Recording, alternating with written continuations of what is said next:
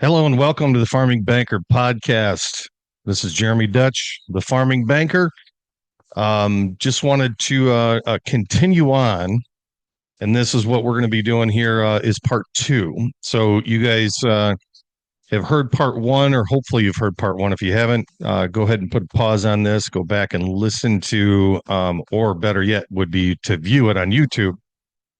Part one of this series, which is how to get your house in order, and it's a banker's view or perspective at how to handle your lending relationship and roll out this financing toolbox that we've created in partnership with AgView Solutions. So last time we talked about part one, the two steps within part one, which was the first step was to understand your cost of production.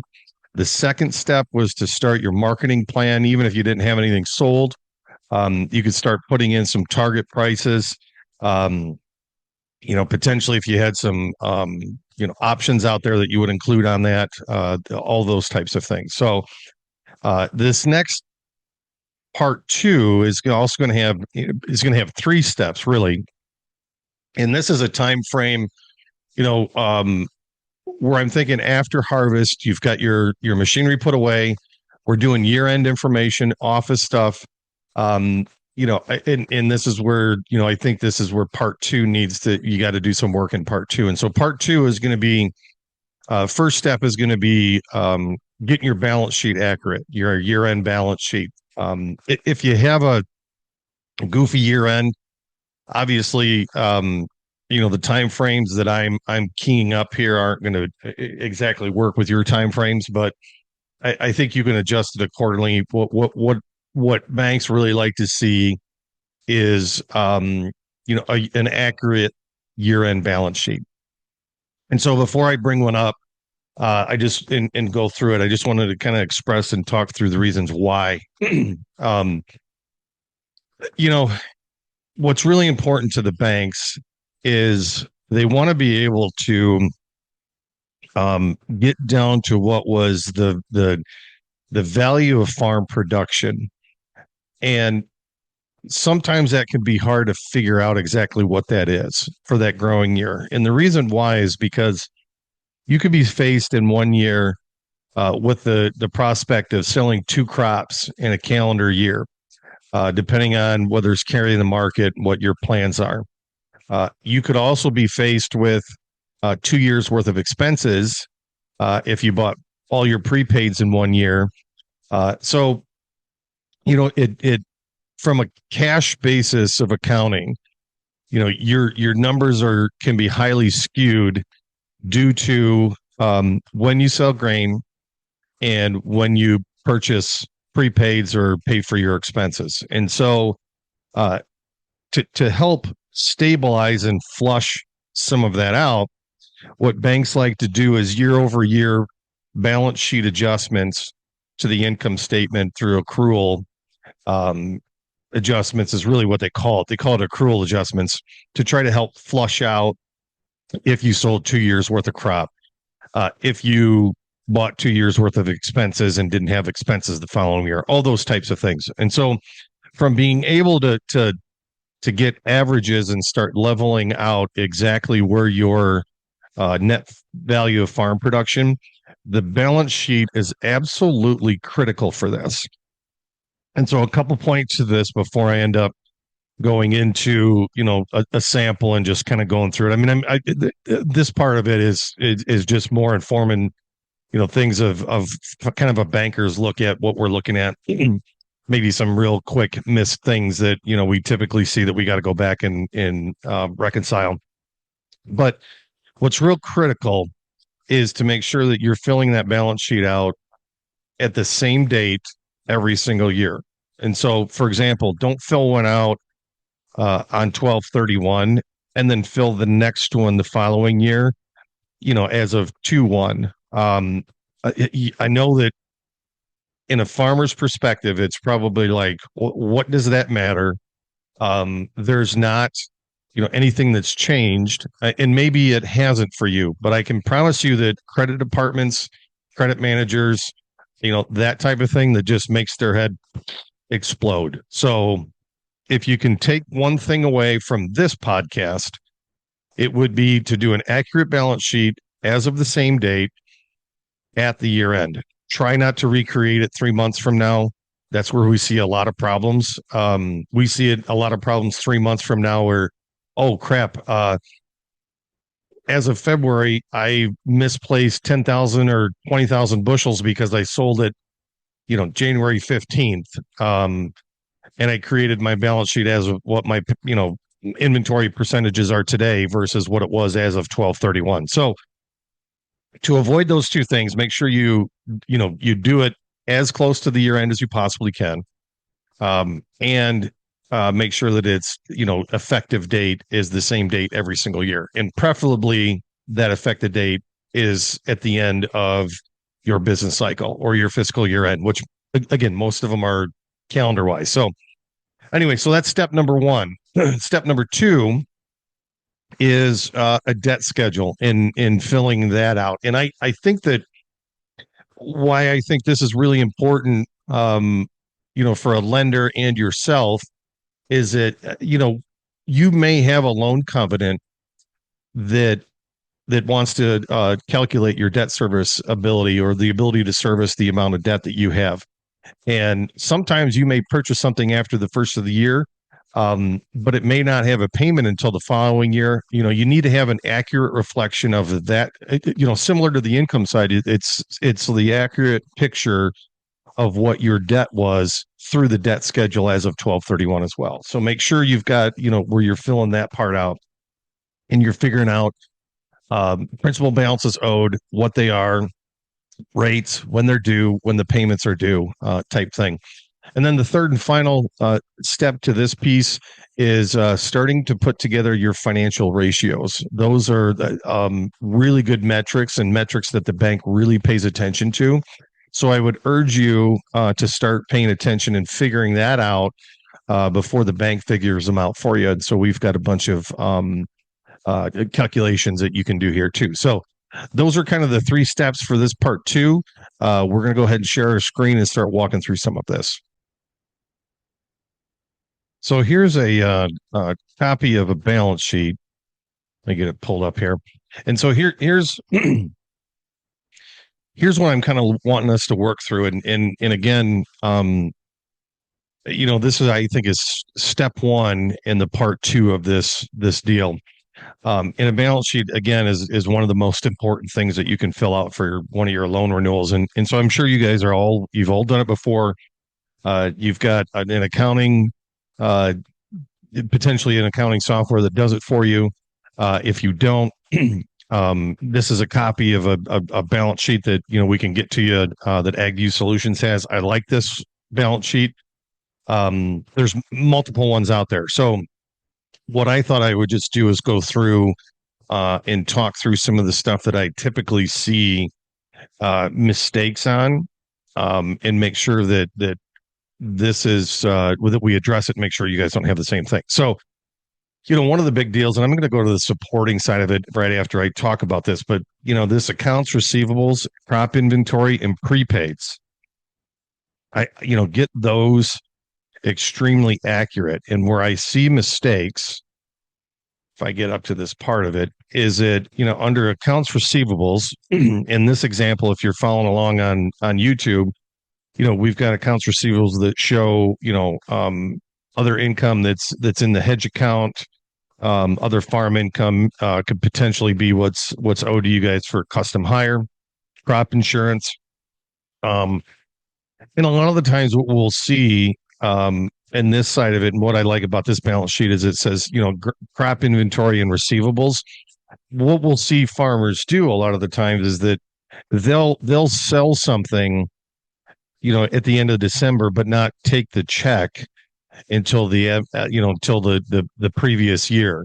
And so a lot of the times what ends up happening on your balance sheet is that as of 12/31, you don't account for it in your crop inventory, and you forget to put it up in your accounts receivable. Or again, it could be out of accounts receivables. You could put it in there and keep it in your crop inventory. Just make sure that that reconciles, that your crop inventory, if you do anything like that, just to make sure that you're picking up exactly, the true picture of your current assets. And I would say that same thing with this, prepaid side, is it make sure all your prepaids that you have purchased, um, that are in this section of there, and make sure you reconcile that. So, on the bank side, a lot of the things that we do, we will reconcile year over year accounts receivables, crop inventory, prepaids, in other types of current assets. So that would be kind of issue or number one, of what we end up seeing that potentially can derail us, on trying to get an accurate representation. The other part of it is in this, equipment section.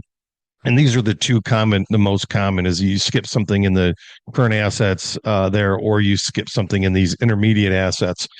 And, a lot of the times we'll purchase something, at the year end, for tax reasons, accelerate the depreciation, whatever the case is, but we won't put it on our balance sheet. We'll forget to do that until the following year, when we've had a chance to use it. So, one of the things that I would make sure, and this kind of goes to, what AgView Solutions likes to do, is to get some form of, accurate representation of your equipment value from a fair market perspective. And one of the ways to do that is that you get an equipment appraisal every year, or you get, a couple dealerships to give you some, auction price, or, whatever the kind, whatever, price you can get from them. But if you go through your whole equipment list and you do this exercise, it does a couple different things for you. One, it makes sure you don't miss anything that you currently, purchased. But then the values that you have for this year turn into the values that you put into your profit manager, so that you can look at your true economic cost per pass. And so I think those things are important and notable to talk about the balance sheet. And so, I kind of missed a important step on your balance sheet too that I want to clarify. And so I said, there's a couple things that are important. Is it to do it, at the same date every year, do it as close to year end, and then the third piece before we wrap up the balance sheet is to make sure you do the same method of valuation. And, Chris Barron and myself, and several others within the ag industry, we've talked about this a lot, that says, hey, what kind of method of valuation do banks want to see? And I think you're going to find out that that's across the board very different. But what we really like to see is consistency. So if you're doing a fair market value, balance sheet, continue to do a fair market value balance sheet. If you're doing cost, continue to do cost until you're prepared to take the steps to do a fair market value balance sheet. And so a fair market balance sheet, what I would say is that's important about that is that you are doing that exercise. You're getting machinery appraisal every year, or you're getting some form of valuation of what the fair market value is every year. If you're not going to go through that exercise, stick with cost and what your accumulated depreciation is out of your QuickBooks or something along those lines, if that's what you prefer. But those are some of the most common things that I see with balance sheets that give, banks problems, and why it's important to do that as close to the year end and the same time frame every year. So that pretty much wraps up, your step one of part two, is to do an accurate balance sheet. And if you can start doing it before year end, obviously it can't be completed, but I would do it as close to, the first week of January as you possibly can, to make sure that thing's true and accurate. So I think that wraps up the balance sheet. Let's talk about the debt schedule. That's the second piece. And so this is, one of the reasons why I really like this debt schedule, and we created it, was just for its simplistic, nature, and having it being, just simple, and it gives you a good picture of what's going on here, and it's not over encumbering on getting it filled out. But it's very useful for a bank, so that we can figure out, a couple different things. One, the first one is that we get an accurate depiction of what your debt service coverage is. The second one is that, if there's opportunities or there's reasons that we need to recapitalize, we can start working through what makes sense based on the rate, based on what your payments are, and what you have left, as far as, the overall life of that loan. And so that's some information that not every single balance sheet, uh, basically calculates or has. So I would highly encourage you to fill out a debt schedule as of 12/31 as well. And so just a couple points on this. It's super easy. I would put all of your operating lines of credit that are up here, whether you use traditional financing or a combination of traditional financing and, John Deere Finance, or, who knows, whatever you use. I would put all that operating money up there, and I would put it out in every single loan. What drives bankers nuts is it says operating line of credit and it says $1 million. But, you know, what it really is it's a combination of 600 with a bank, in 200,000 somewhere else. The rates are different, the terms are different, the maturities are different, all of the stuff is different. So please break that out and be as detailed as possible. I've just got a couple examples in here that show, a combine loan and a real estate loan, and then a sprayer lease. And this is the only other point I would make on that, from a lease perspective, is that if it's a capital lease, I would put it on the debt schedule. If it's an operating lease, please leave it off. And if you're not sure whether it's how it was set up, just call your leasing agent. They'll be able to tell you. But as you get done through this whole thing, and I'm just going to show you what it looks like when it's done, and I'm just going to pretend I'm printing a copy. The reason why I like this is because, you can see it says debt schedule. It's all printed out. But then I get down here at this section here, I see the total amount that's outstanding, and then I see your total payment amount. And both of those are dollar amounts that we're going to flip to the next section, step 3. And so it'll help you get that together. So I'm trying to do this in somewhat chronological order in office periods, throughout the growing season, to make sense for you guys. So again, step number 2 in this part 2 is to create a comprehensive debt schedule that will allow the bank to see, the creditors, what the payments are, so that we can accurately, figure what your debt service is. And if we had to recapitalize, consolidate, or do something there, that we knew, what were acceptable loans to include in that package, what weren't, that type of thing. So that hopefully, not a heck of a lot that needs to be talked about with the debt schedule. It's pretty straightforward. The last step here that I like to do is, have you start to figure out what your ratios are. And some of this you're not going to have right away as of, January. So, I'm kind of going through, the time frame of this part 2, which is, December, January. If you get your balance sheet done and you get your debt schedule done, and you're still waiting on your tax returns or your year-end income statements, you can fill out a fair amount of what these ratios are. And these are the, ratios that I think you need to know. The 5 ratios that I think, every farmer needs to know is basically kind of what I'm calling this. And the first ratio here is your debt service. Again, you may not have that, until your taxes are filed. So if you don't have it, don't be, overly concerned about it. But there's a couple notes to this debt service that I just want to go over, in this whole worksheet, overall. And that is, whatever you're using for your numbers, make sure you fill out in here. And so we would, as banks, we would prefer, some kind of compiled statement from the accountant, or your tax returns. And so, that would be, you put in your net income number here, your depreciation expense, interest expense.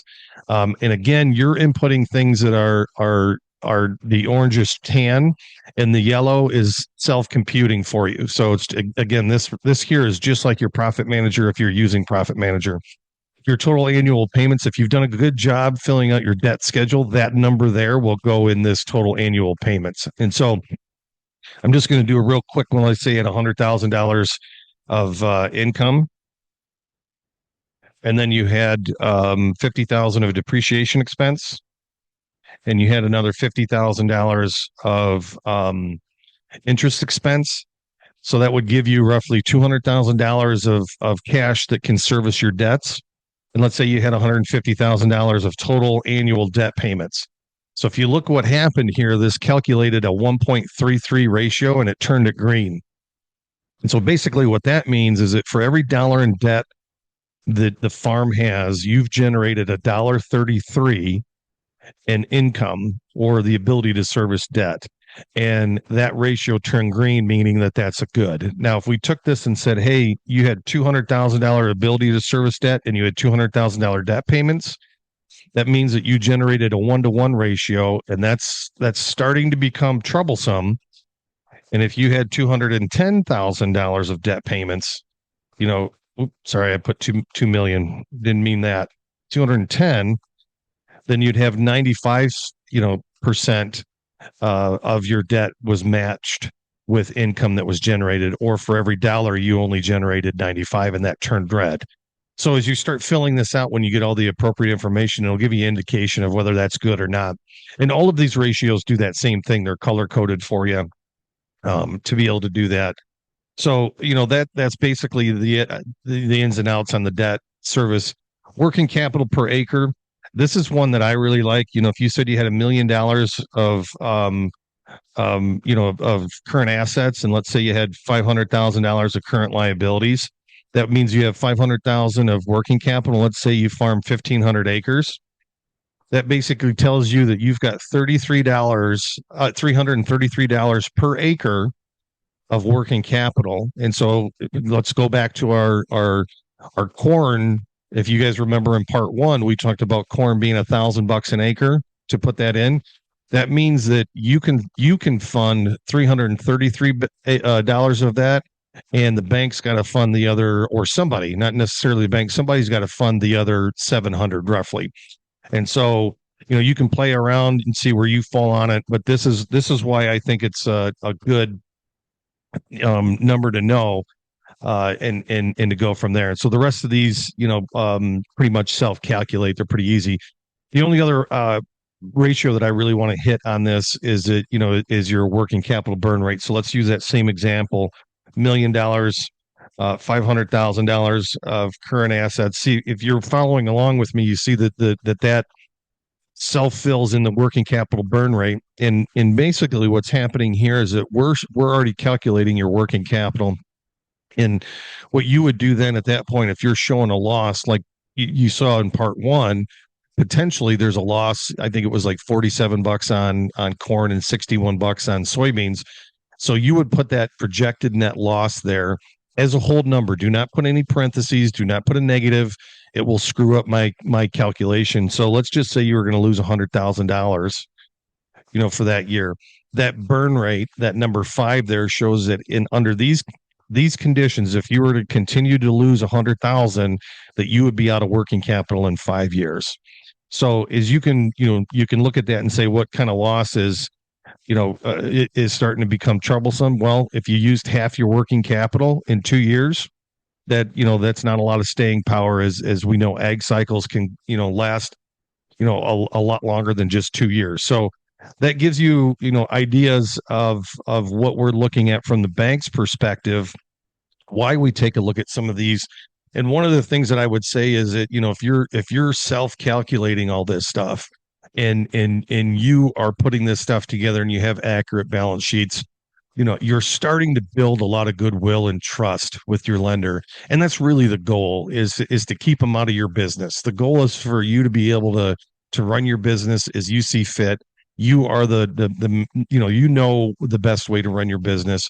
And the way to portray that to the bank's eyes, to have all your ducks in a row and have this done. So again, this is part 2. And so for part 2, in the January timeframe, comes in 3 different steps. Steps 1 is the balance sheet. Step 2 is debt schedule. And step 3 is to start calculating as many ratios you possibly can and understand them so you can talk through them. So hope this has been beneficial. Like I said in the last one, you guys want me to walk through any of this with you, help calculate it, I'd be more than happy to. Just reach out to me. You want any more clarification, shoot me an email. If you go to thefarmingbanker.com, that's the easiest way to get in touch with me. Shoot me questions. I'll answer anything you guys have. Appreciate it, and hope you have a good day.